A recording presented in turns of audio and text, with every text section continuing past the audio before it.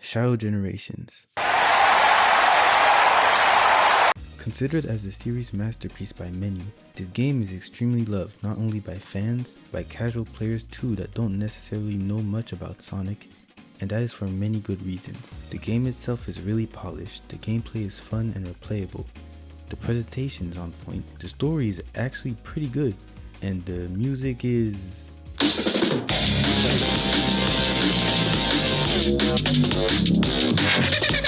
Alright, Sonic Generations was and still is a game that most of the community praises, with a good chunk calling it the best in the series. And yet, at the surprise of everyone, Shadow Generations' quality equaled Sonic's version, even surpassing it in some areas while being pit head-on in the same collection, taking a new take on almost every aspect of the game while keeping the quality up. These can be seen through white space that has been adapted to an open world in the same style of Sonic Frontiers, the new Doom powers, which expand the levels in ways that Sonic really couldn't have thought of before, if you exclude the wisps of course, and the music, which went to a throwback from the early 2000s rock from the past to its now current main genre, EDM. Now I'm not here to judge which music genre is better or who did the remixes best, it's Sonic. I'm here to inform y'all that Shadow Generations unlockable tracks, just like Sonic Generations, were not chosen blindly. I believe that every single track was chosen to fit levels that were picked from Shadow's history. The main idea of each track is meant to be used for historical significance or location similarity. So if you're interested in squeezing a bit more time out of this great game in a more accurate way, stick around and don't forget to like, share, and subscribe if you feel like it. Now with the shameless begging out the way, let's get to the rules. Alright, here's the info we got. There are 20 missions, 22 if you count the movie DLC. They are separated into groups of 4 for the first 5 zones, which each of the zones having 2 Act 1s, so 3D levels, and 2 Act 2s, so 2D levels. Since Shadow Generations doesn't really classify the levels in eras, the levels were more chosen to represent Shadow's history and appearances in the selected games, no matter how little that appearance is. The music tracks chosen are all pulled from the games whose levels are present here too. Every music track that we will see here, excluding the DLC which we will talk about in a bit, is from a level that Shadow appeared or had been playable in. Shadow the Hedgehog, the game, especially has a ton of tracks available pulled from it, surely to compensate for the surprising lack of level representation in Shadow Generations, which we will put to good use. The songs Unlockable by DLC basically are all from the Sonic portion of Generations. You get all the series' most iconic themes plus a few chosen level themes from the most recent entries, starting from Forces to Frontiers. Ignoring the recent classic entries such as Mania and Superstars unfortunately. The focus is entirely set on the adventure, Dark Age, and current era here. Since we all already went through most of them on the last video, please go check it out if you haven't, and that these songs are behind a paywall, I will mostly leave them alone to keep it fair for everyone, but also prove that my theory is still plausible even without DLC. Although, I will point out when it has a way better option available, and if you have played Sonic Frontiers and are a fan of Shadow, I think you already know when that will happen. Also, I will be talking about the movie DLC as well, so I still recommend having it for the full experience. So, there are only going to be 2 rules for this version of Generations, since there aren't nearly as many different types of missions available this time around. First rule, we can only use a song once. Since there aren't 2 characters this time around, with Shadow not having a classic version, no, Biolizard doesn't count, and again, the fact that there aren't nearly as many tracks, we will limit ourselves to 1 track per mission gate. 2. Main series track for Act 1, Shadow 2005 track for Act 2. Due to the big amount of Shadow 05 tracks available and the lack of that game's level representation, we will be using the music of that game for every Act 2 mission. Luckily, Shadow 2005 has a large and diverse level selection, which means there is a track fit for every level here.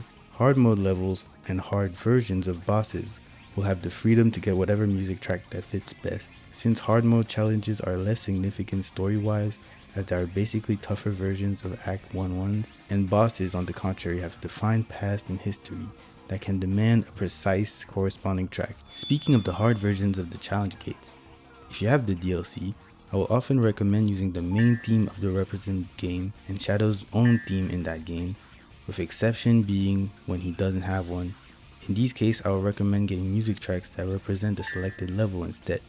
Even though I will be focusing on a version without DLC, I still do recommend having it for the most accurate version possible, especially for the hard versions of the bosses in the movie Tokyo Pack. I will point it out when these cases come. Now with the rules in place, let's begin.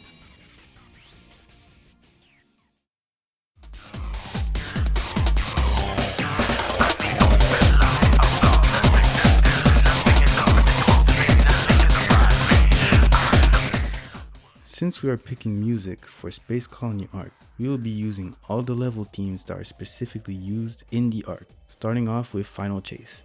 This level is Shadow's last level in Sonic Adventure 2 and is already technically in the game in the form of Final Rush, Sonic's last level in SA2. In that level, the Artificial Chaos is one of the first enemies that Shadow encounters.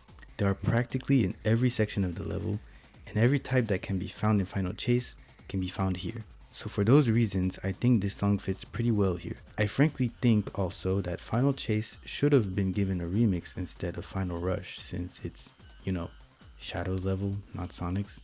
They could have at least did the same thing they did with Rail Canyon in this game, remix Final Rush for Act 1 and Final Chase for Act 2, but they didn't do that. Act 2 even has the gravitational pulls that can only be found in Final Chase, so by that logic, putting Final Chase with Act 2 is a great choice as well.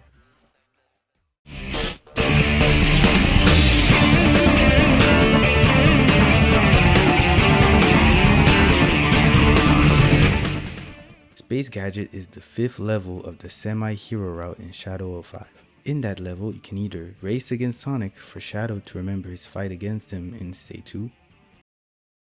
Sonic, now I remember. That day, we fought here aboard the Ark. Destroy the Ark's defense systems under the orders of Black Doom to stop the humans from getting control. I won't let the Ark fall back into human hands. Or simply go through the level normally to get the Chaos Emerald for him to remember the Ark. The Ark? Will I ever find the rest of my memories here? This level kind of serves as an expose of the Ark for Shadow, since he doesn't really do anything important other than remember different parts of his memories from that place. I really put it here because it's not as story relevant as the other Ark levels we will see later, but it's still a great level choice to represent the Ark.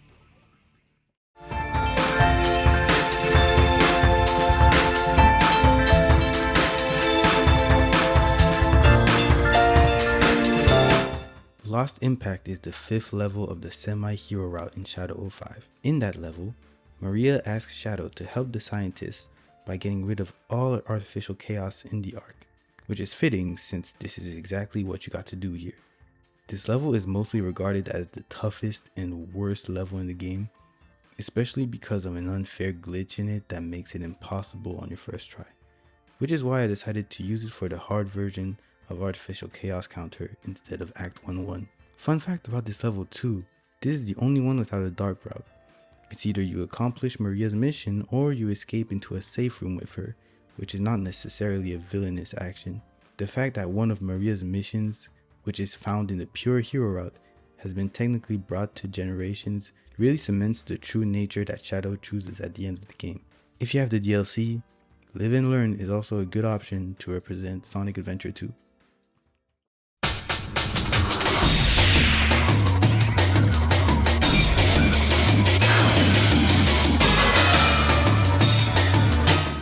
For True Story is a track that plays when Sonic and Shadow have their last fight in this A2. However, there is unfortunately no playable Shadow vs Sonic fight in this version of Generations. And with the lack of Space Colony Arc levels picked for Shadow in that same game, I picked this track for a similar reason I picked Space Gadget for Act 1-2. It's more the fact that this is the only level aside from Final Chase where Shadow is playable in the Arc, so even though it might be an underwhelming choice for it to be in, this stays the more logical. Plus, the track really fits the quick fighting vibe that you have while playing Crush with Doom Blast.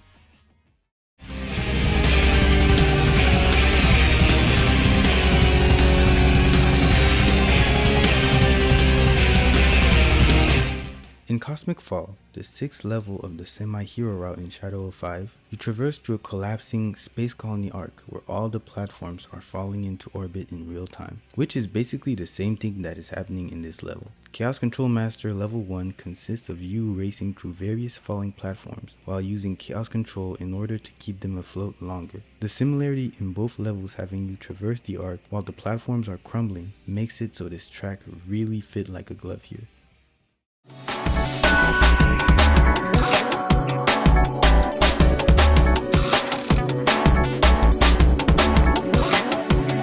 The Doom is the 4th level of the semi-dark route in Shadow of 5. This level kind of serves to be the opposite of Lost Impact, where in that level, Shadow is more inclined to help understand humans and see their strength through Maria's route as they fight back against the artificial chaos. Here, Shadow can only see their ugliness, how evil and weak they are, as they either are seen raiding and hurting Maria or slowing him down as he spends his time helping them get back on their feet, which could in turn put Maria's life at risk. Not to mention, this level is just as annoying and tough as Lost Impact, making this the 2nd most hated level in the game. Which is why I see this act as Shadow tapping in more into his dark side, his rage, as he destroys every gun force in sight, just like Black Doom told him in the original Dark mission. Keeping the idea of opposite, since Lost Impact has been chosen for the hard mission of Act 1. If you have the DLC, throw it all away is also a good option to represent Shadow's main theme in Sonic Adventure 2.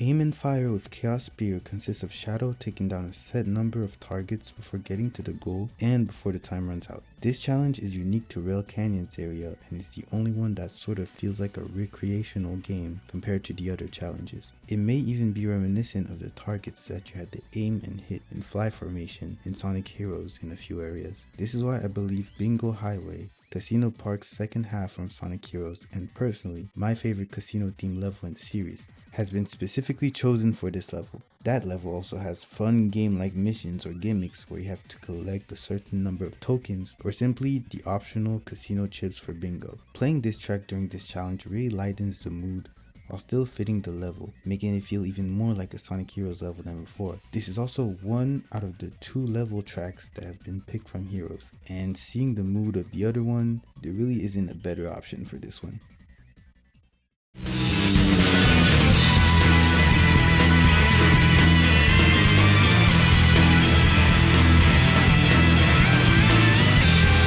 Glyphic Canyon is the 2nd level of the neutral route in Shadow of 5. It's pretty obvious why I chose this one for Rail Canyon's area. As the name suggests, Glyphic Canyon is the Black Arm's temple / flying fortress that has resided on Earth in a canyon for 2,000 years. This is the only level in Shadow of 5 that is situated in that area, so it would feel wrong to not use it for the only other area that is in a canyon in this game. Plus, the fast and numerous loops that you go through in this challenge really are similar to the ones you go through in Glyphic Canyon.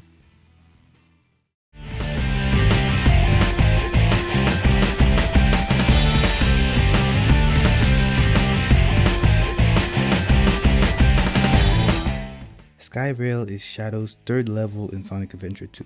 Now I know that we are using a track that is not from Heroes, but come on now. There is no other place more fitting for Skyrail than the area all about rail grinding in the middle of a canyon, so it isn't going anywhere else. If you have the DLC, Sonic Heroes is also a good option to represent, well, Sonic Heroes.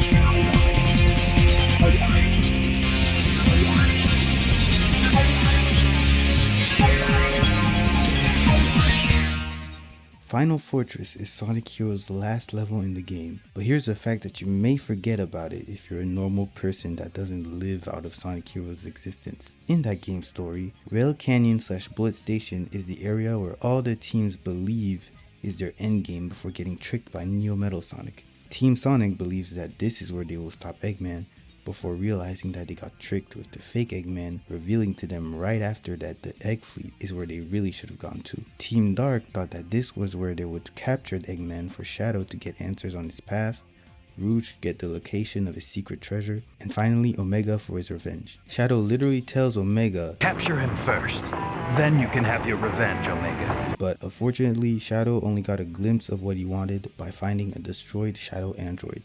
Side note, the importance of this cutscene is also why I think Rail Canyon was picked to represent heroes. I would have made a whole video about the significance of the levels in Sonic and Shadow Generations, but Chari5 already made 2 great videos on that subject. Still, let me know if y'all want me to give my perspective on it. Team Rose thought that this is where they would have found Froggy, Chocola, and Sonic, with Cheese saying at the beginning of Rail Canyon,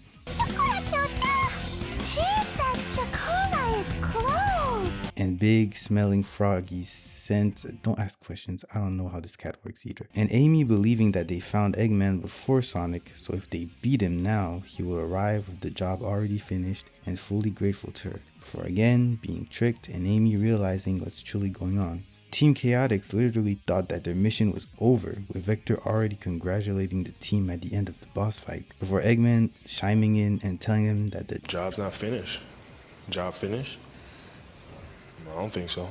So using Final Fortress here is really fitting for Bullet Station because Shadow truly believed that this was Eggman's literal Final Fortress, his last level.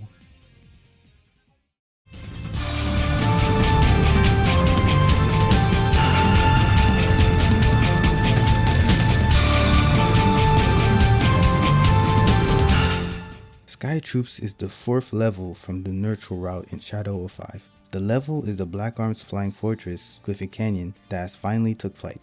So basically it is the exact same level, only this time it's in the air. And since we are in the Sonic Heroes area, where 2 levels constitute 1, so Seaside Hill, Ocean Palace, Rail Canyon, Bullet Station for example, it is only natural that if we picked Cliffy Canyon for Act 1-2, we should pick Sky Troops for Act 2.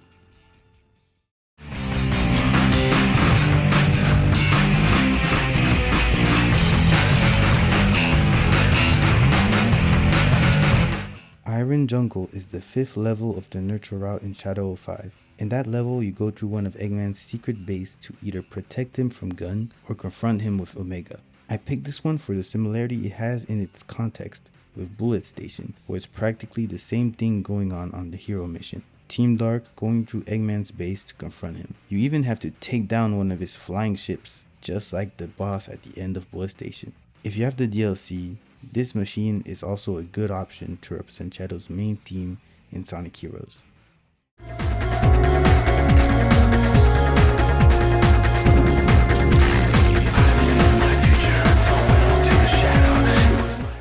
For the bosses, we will pick songs for their hard mode versions like we did with Sonic Generations.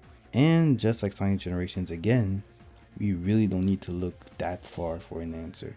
The original version of Supporting Me is unlockable in this game, so even though Shadow Generations has an incredibly sick hard rock version of this song, using the original fits just as much as before if you prefer to stay classic.